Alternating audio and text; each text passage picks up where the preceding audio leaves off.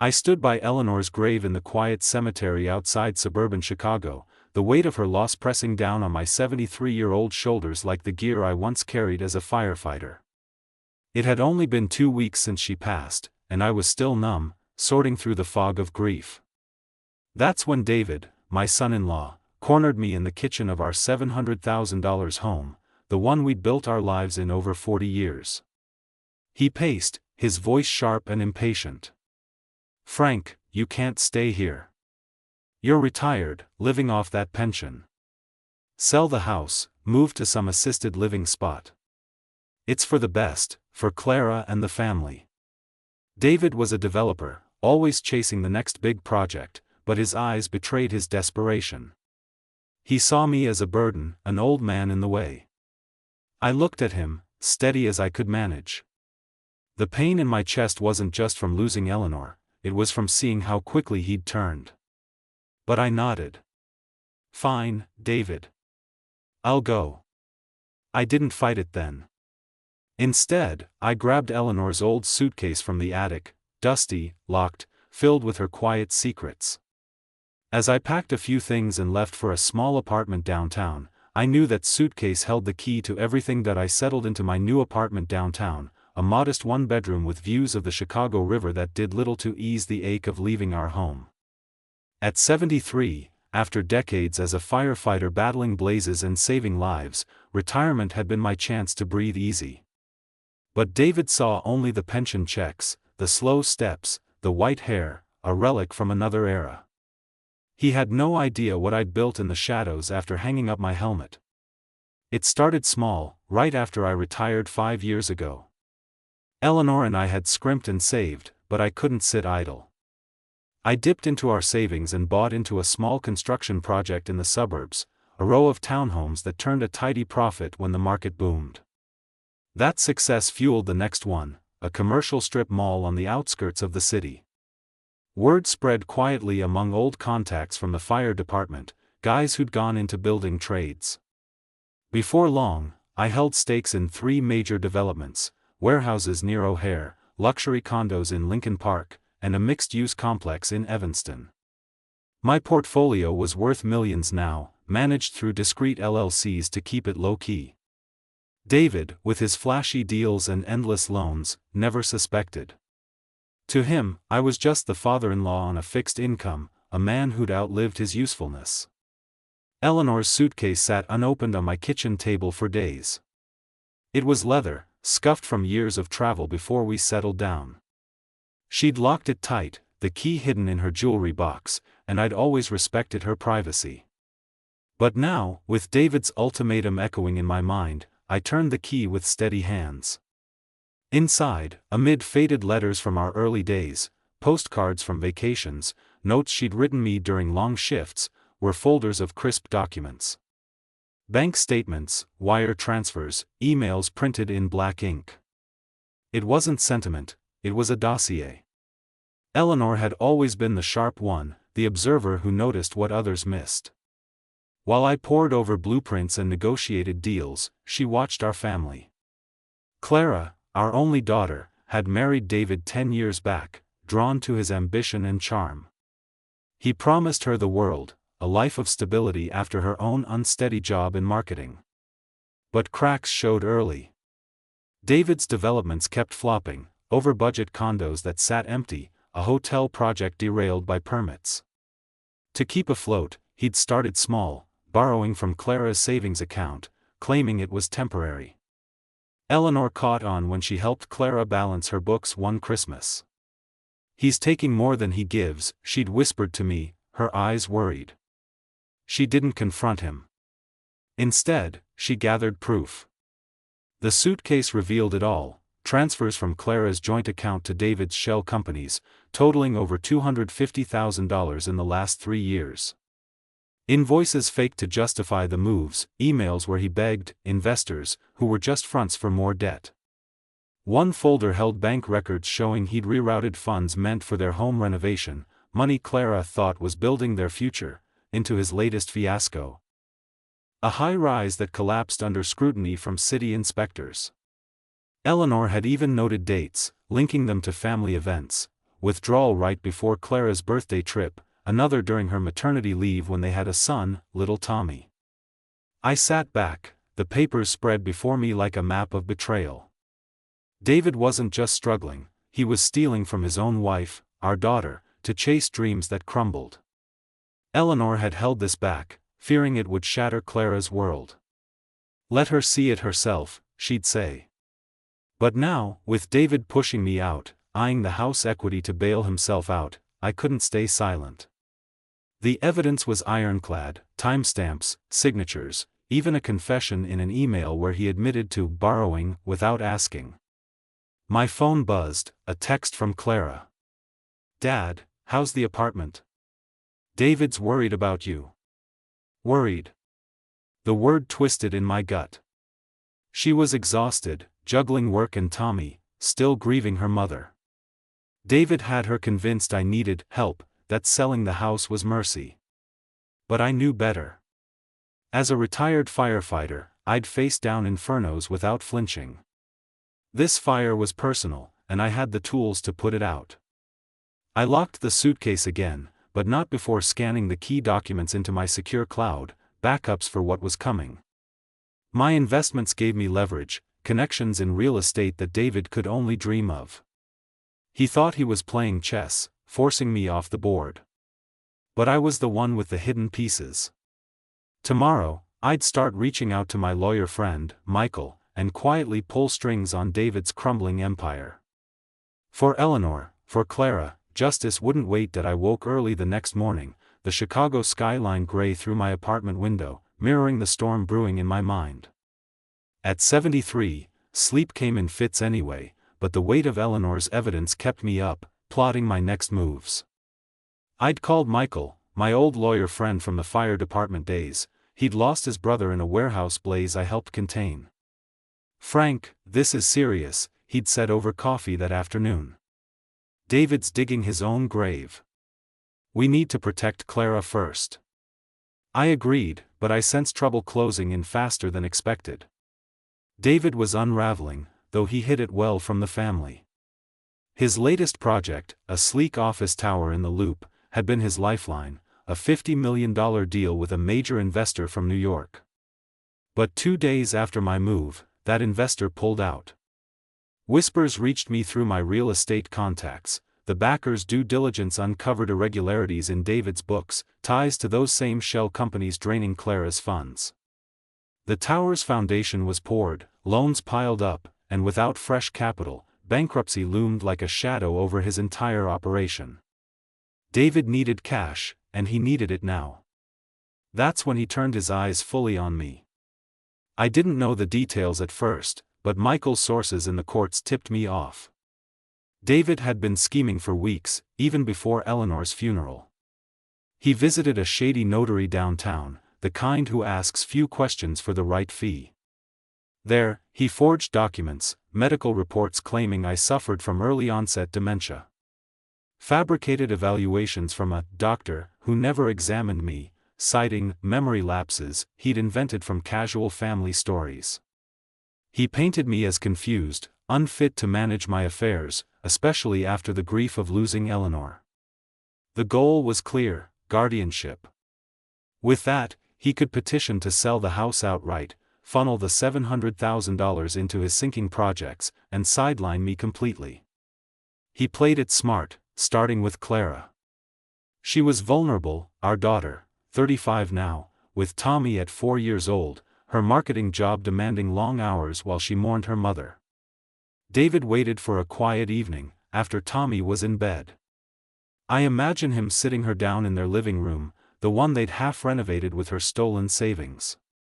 "Clara, your dad's not himself," he'd say, voice laced with concern. "He forgot my name at the funeral, wandered off during the reception. The stress of losing Mom, it's too much. We need to step in, for his safety." Clara hesitated, I knew from her texts to me. Laced with worry. "Dad, are you okay? David says you've been forgetting things." I reassured her, but grief clouded her judgment. David fed her half-truths: how my pension barely covered the apartment, how I might burn the place down if left alone.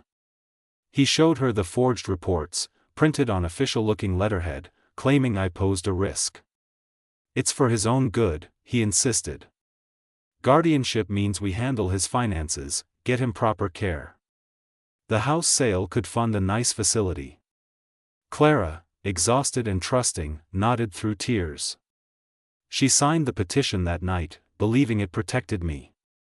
David filed it the next morning, aiming for a quick court hearing before I caught wind. But I was steps ahead.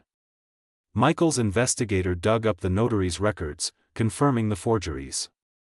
He's desperate, Frank, Michael told me over the phone. Banks calling in his loans. If this guardianship sticks, he'll liquidate everything, your house, your pension transfers. I felt a surge of anger, the same fire that drove me through collapsing beams in my firefighting days. David wasn't just after money, he was erasing me, turning my daughter against her own father to save his skin. I decided to let it play out a bit, to see his full hand. Meanwhile, I quietly moved assets, transferring stakes in my investments to a trust Clara couldn't touch, ensuring the evidence stayed safe. David ramped up the pressure, calling me daily with false sympathy. Frank, Clara's worried. Let's talk about the house. His voice dripped with false warmth, but I heard the edge. He scheduled a family check-in for the weekend, probably to push the guardianship narrative harder. By Friday, word from my network confirmed the worst. David's company was hemorrhaging cash, suppliers demanding payment, the tower project stalled.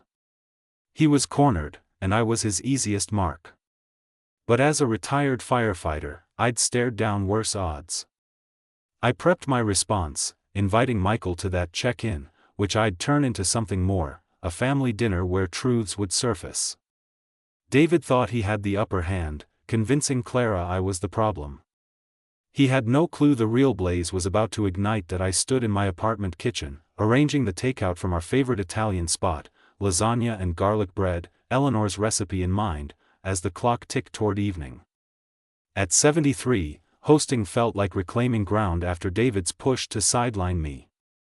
I'd invited Clara, Tommy, and David for what I called a family check-in, but Michael, my lawyer friend, would join as a guest. He arrived early, his briefcase heavy with copies of the evidence from Eleanor's suitcase. Timing's everything, Frank, he said, clapping my shoulder. Lay it out calm, let the facts speak. The doorbell rang, and Clara entered first, Tommy clinging to her hand with a shy smile. She hugged me tight, her eyes red-rimmed from the week strain. Dad, this place suits you. I'm sorry about the rush with the house. At 35, she looked worn, her marketing job and motherhood pulling at her, grief for her mother still fresh. Tommy, 4 and full of energy, ran to explore the river view. Then David strode in, carrying a bottle of cheap wine like a peace offering. His suit was crisp, but his jaw tight, eyes scanning the room for weaknesses. He thought this was his stage to seal the guardianship pitch. We settled around the small dining table, plates steaming. Conversation started light, Tommy's preschool stories, Clara's latest campaign at work. I watched David, his forced laughs hiding the desperation. He waited until dessert, coffee poured, to steer it. Frank, we've been thinking about your situation, he began, voice smooth as polished concrete. Clara and I talked to some experts. With everything after Eleanor, it's clear you need support. The house sale could set you up nicely, and guardianship ensures decisions are sound. He glanced at Clara, who nodded hesitantly, her hand on his. It's for your safety, Dad. No more worries. My heart ached for her, caught in his web, but I stayed steady, the firefighter calm I'd honed through decades of crises. David, before we go further, I have something to share. I reached under the table for the suitcase. Unlocked it with a click that echoed. Michael's eyes met mine, go time. I pulled out the first folder, sliding it across the wood toward them. These are from Eleanor. She found them months ago. David's fork paused mid-air, his face shifting from confident to curious. Clara leaned in, confused. "What is it, Dad?" I opened the folder, revealing the bank statements, transfers from their joint account, $250,000 siphoned over 3 years. "David, you've been moving Clara's money to your projects. Here, $50,000 in February for that hotel that never broke ground. Another $30,000 last summer, right when you two bought Tommy's playset with savings." Eleanor tracked it all. The room went still. David's color drained, his knuckles white on the table edge. He forced a chuckle, but it cracked. "Frank, this is nonsense. Old papers, misunderstandings. Clara, tell him, it's just business loans between us." But Clara's eyes widened as she flipped through the pages, timestamps matching family milestones she'd mentioned. "David? This was my emergency fund. You said it was invested safely." Her voice trembled, shock rooting her in place. I kept my tone even, no accusations, just facts. "There's more." Next folder, emails, his own words printed. "One from last year, Clara won't notice if we shift it quick, projects almost funded. Invoices faked to cover tracks, linking to his shell companies." Michael cleared his throat. "As your lawyer, Frank, I can confirm these are admissible. Forged or not, they show clear misappropriation." David's gaze darted to the window, then back, calculating. "This is blackmail, Frank. You're confused, grief does that. Clara, don't listen, he's not well." But Clara pushed back her chair, tears welling. "Dad, why didn't Mom say anything?" I met her eyes, soft. "She wanted to protect you. Thought you'd see it yourself." Tommy, sensing tension, tugged at her sleeve. "Mommy?" She pulled him close, staring at David with dawning betrayal. He stood abruptly, chair scraping. "Enough. This changes nothing. The guardianship goes forward, for the family." But his voice wavered, the mask slipping. Michael interjected. "Actually, David, it changes everything. Frank's petition to dismiss your filing is already in motion.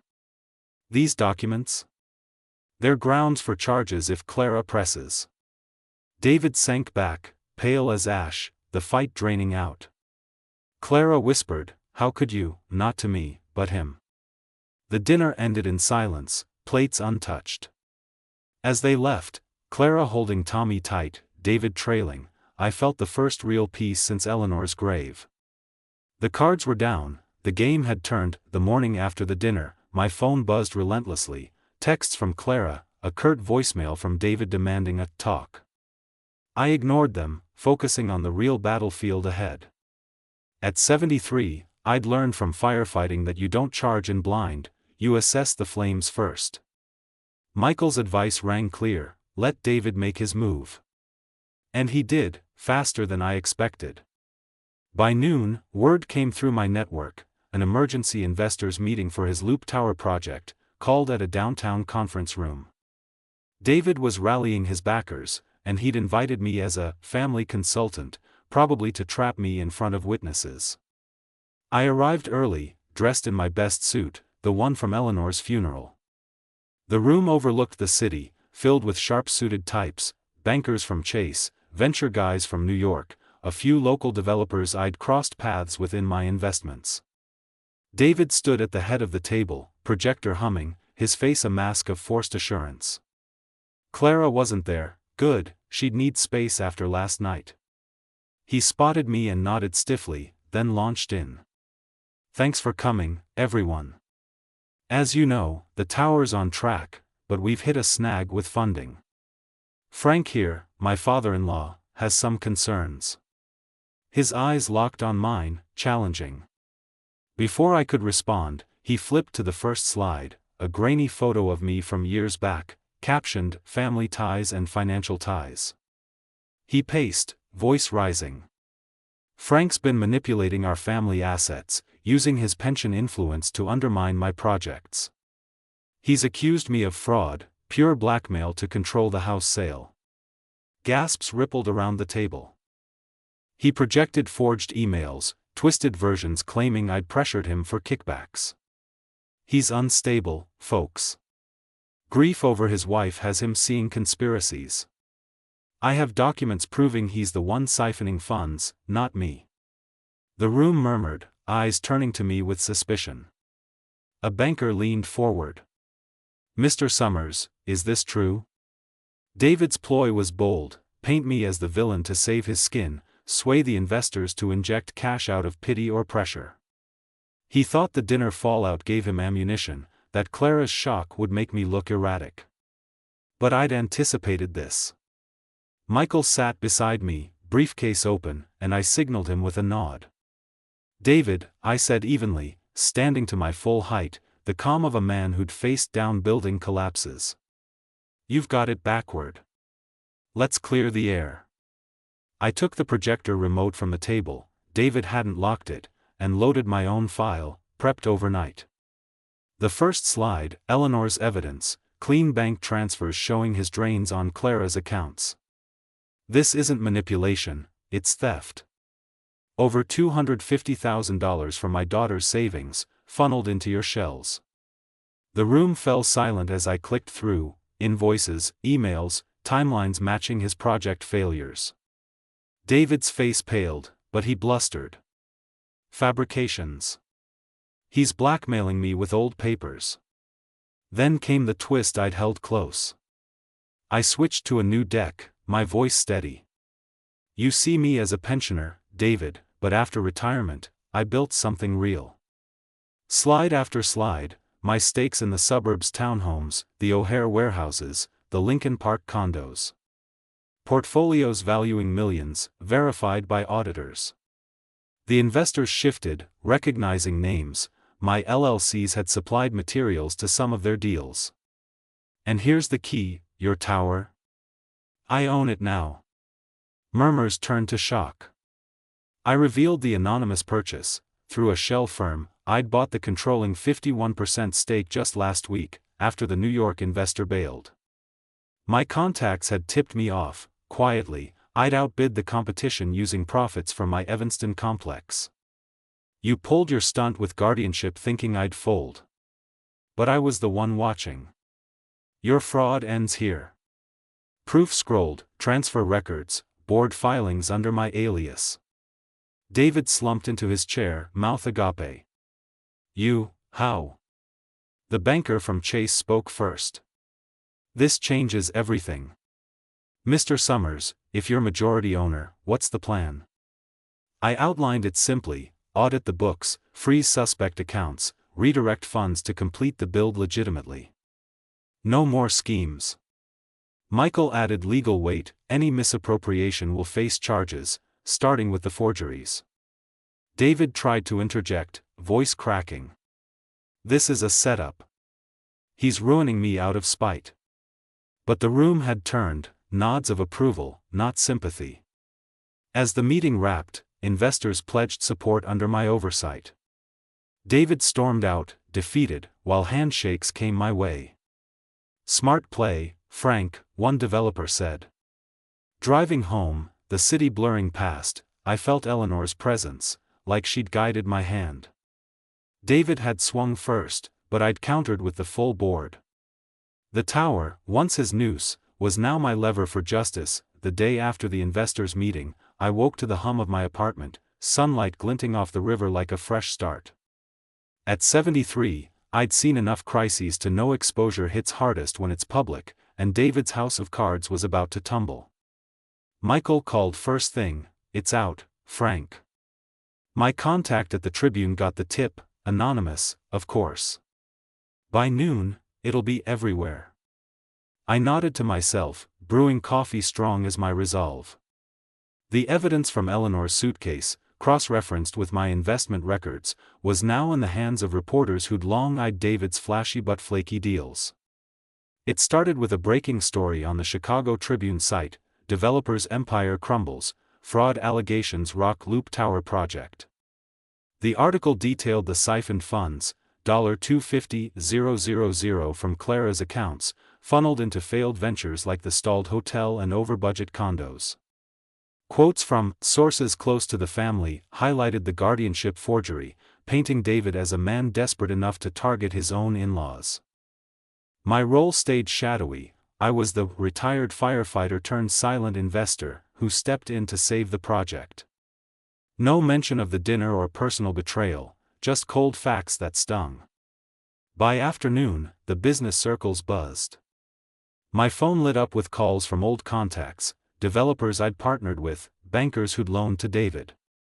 Heard about Summer's development, one said. Your stake saved our asses on that supply chain. Partners cut ties fast. The New York venture firm issued a press release denouncing any association, citing ethical breaches. Local suppliers, owed thousands for tower materials, filed liens that morning, halting work on site. David's office, a sleek space in the merchandise mart, went quiet. Staff whispered about unpaid bonuses as emails flooded in from clients pulling contracts. David reacted predictably, scrambling to control the narrative. He called a press conference outside his office by 3 p.m., cameras from WGN and local outlets crowding the sidewalk. I watched the live feed on my laptop. Clara's text earlier, "Dad, it's everywhere." He's denying it all, still fresh. David stood at a podium, tie askew, voice pitched with indignation. This is a witch hunt, a conspiracy from disgruntled family and competitors. I've built honest projects for Chicago. The accusations? Fabricated by those who want to tear me down. He waved vague documents, claiming victimhood, blaming grief-stricken relatives for the leaks. My wife's father has been misled, it's all a misunderstanding. But it backfired spectacularly.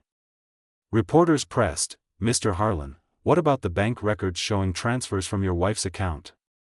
He stammered, "Private matters, not fraud."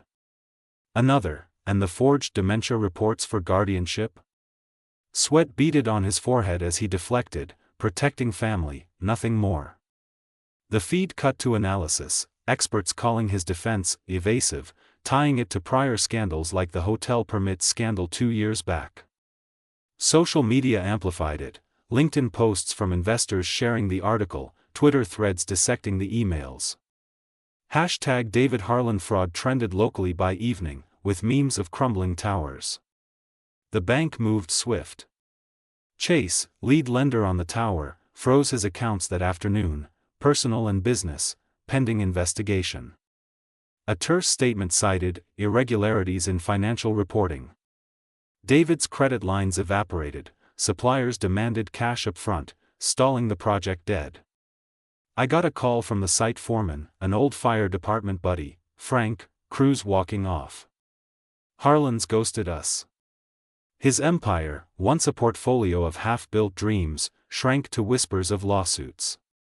Creditors circled, and whispers of SEC scrutiny emerged for the shell companies. Clara called me that night, her voice steady but edged with pain. "Dad, I saw the presser. He's lying to save face." Tommy's laughter echoed in the background, a reminder of what was at stake. She didn't blame me, the evidence had opened her eyes. David tried reaching her too, I learned later, voicemails pleading innocence, promising to fix it. But she didn't respond. By midnight, another update, his board resigned en masse, leaving him isolated. The man who'd given me an ultimatum weeks ago was now the one cornered, his justifications only digging the hole deeper. As I locked up for the night, the city lights steady outside, I felt no triumph, just the quiet satisfaction of truth prevailing. David's total loss wasn't vengeance, it was consequence. For Eleanor, for Clara, the exposure was the fire he'd started finally consuming him. The fallout from David's exposure settled like dust after a long blaze, leaving clarity in its wake. At 73, I watched from my apartment as Clara took the reins. She filed for divorce the next week, her lawyer, Michael's recommendation, citing irreconcilable differences and financial misconduct. "Dad, I can't stay in that lie," she told me over coffee, Tommy coloring nearby. The process to recover the stolen $250,000 started immediately, audits traced the funds, and courts ordered restitution from David's frozen assets. She moved into a rental closer to me, focusing on her job and our grandson, the grief for Eleanor easing into resolve. As the majority shareholder in what was left of his company, now rebranded under my oversight, I stepped in to stabilize the tower project. No revenge, just business. I restructured debts, negotiating with banks to pay off loans using my investment portfolio. Suppliers got settled, and I offered shares to the defrauded investors who'd stuck around, turning potential losses into equity. The build resumed, on time and transparent, my real estate experience guiding it. Chicago's circles noticed. The old firefighters got vision, one partner said. It honored Eleanor, turning betrayal into something solid. David? He got no free pass, but I ensured he didn't vanish entirely, for Clara's sake. Through Michael, I anonymously secured him a small construction gig, a community center in the suburbs, modest but steady. It paid enough to rebuild without excess, a lifeline so she wouldn't carry guilt over his full ruin. Mercy, not forgiveness, he had to earn his way now. Clara thrived in the new rhythm, weekends with Tommy at the park, her marketing career picking up. We talked often, the suitcase's secrets buried but lessons learned. Justice wasn't destruction, it was rebirth. For the first time since the funeral, I felt the future bright.